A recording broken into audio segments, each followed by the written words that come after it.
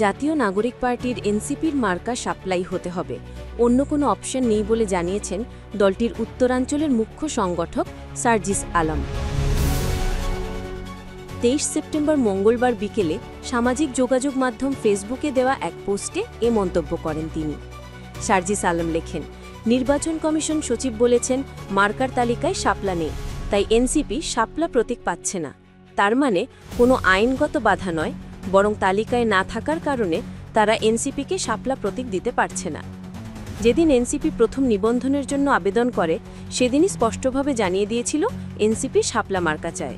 তাহলে ওই তালিকায় শাপলা মার্কা যুক্ত করা কাদের কাজ ছিল?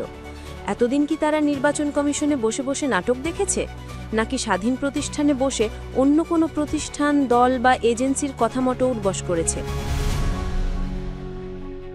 তিনি লেখেন, সব ধরনের ভণ্ডামিকে রাজনৈতিকভাবে মোকাবিলা করা হবে।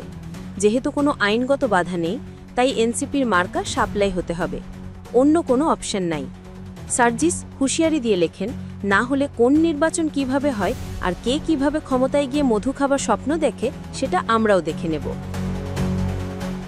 এর আগে রাজধানীর আগারগাঁওয়ের নির্বাচন ভবনে সাংবাদিকদের সঙ্গে আলাপকালে নির্বাচন কমিশনের সিনিয়র সচিব আক্তার আহমেদ বলেন, আমাদের ১১৫টি প্রতীকের তালিকায় শাপলা নেই।